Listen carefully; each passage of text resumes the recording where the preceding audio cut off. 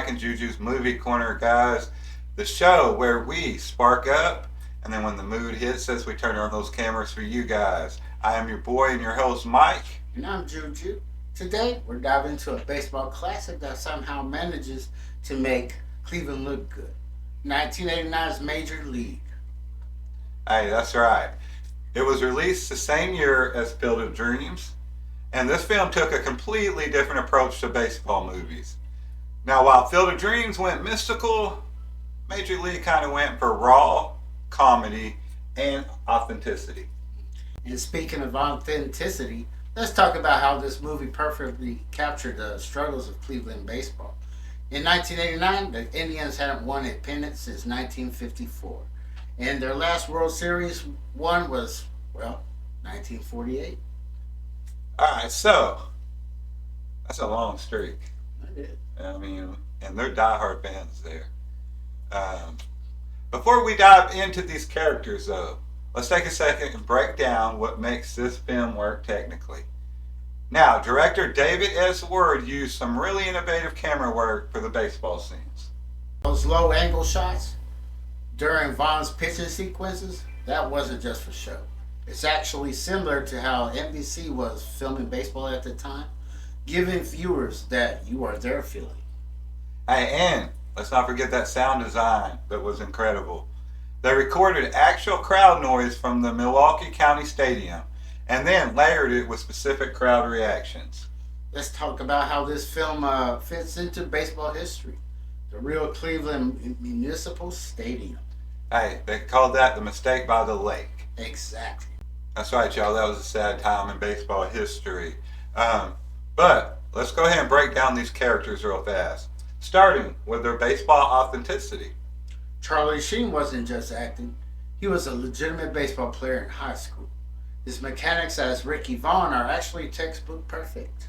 Hey, and check out his grip in the close-up shots. That's a real four-seam fastball grip, y'all. The attention to detail that they had in this movie is incredible. The film also nails the different player archetypes you'll find on any Major League Baseball team. That's right, guys. You got the fading veteran, Jake Taylor. The raw talent needing discipline, Wild Thing. The showboat with potential, Willie Mays Hayes, y'all. And the voodoo practitioner. Okay. Maybe Pedro Cerrano is a bit unique, but y'all get what I'm saying. Yeah. The chicken. Yeah. Wesley Snipes had the bucket of chicken. Alright. Let's take a second and compare this movie to other baseball films of the era. Bull Durham came out in 88. In 89, like we said before, Field of Dreams. And in 92, a few years later, A League of Their Own would follow. Major League actually influenced how baseball was portrayed in later films. That quick cut editing during games became standard practice. It really did. And the way they used Bob Uecker wasn't just for laughs, guys. His Harry Doyle character actually captured a dying breed. The local baseball announcer who made bad teams actually watchable. They did a great job with the cinematography and their editing techniques in this movie. It was all put together and packaged really nice, I'd say. And that team photo scene with Roger Dorn that became a standard spring training gag across the majors. That's right. This film's impact on baseball culture cannot be overstated.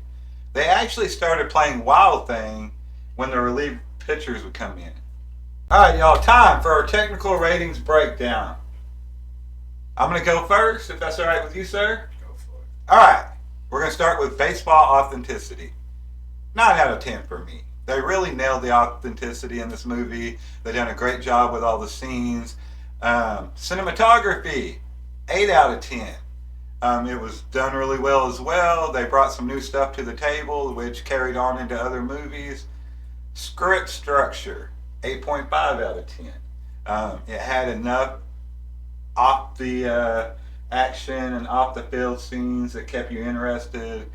You kind of wanted the old guy to get the girl that he had back in the day. You know, it was a real well-written script. And historical accuracy, 7 out of 10. Not bad, guys. So that wraps up to an 8.5 out of 10 from your boy Mike. For me, baseball action. Had a lot of action in it. Bar scene, you know. Character development, 8.5 out of 10. You know. I like Wesley Snipes in it. Charlie Sheen was amazing. Comedy elements, 9 out of 10. It was funny. Cultural impact, 8 out of 10. Overall, 9 out of 10 for me. All right, 8.5 for me, 9 out of 10 for him. That's an overall for Mike and JuJu, the dynamic duo, 8.75 out of 10. Not bad for our first movie back of season 2. Season 2. And let me thank you for being here. Thank you for having me here. It's always awesome to do this show. This is a show that means a lot to me and JuJu. We both were big movie buffs as kids, and it kind of shaped who we are as adults. So thank y'all for watching this first season. Things really started picking up the end of season 1. So let's keep it going, guys. Y'all help us out by sharing and liking. And don't forget to check out Mike and JuJu's Smoker Room for all our other content, our other shows. We've got new shows coming for season 2. Mike and JuJu's Movie Corner is the only season 2 carryover that's running the second half of the season during the spring. So the spring lineup will be totally different than the last lineup was. If y'all understood what I was saying. If not, we've got new shows coming.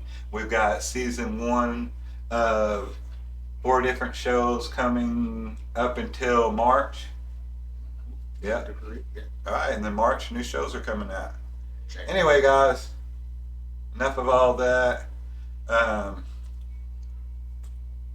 your co-host, JuJu. I'm your boy and your host, Mike, and we will see you next week, y'all.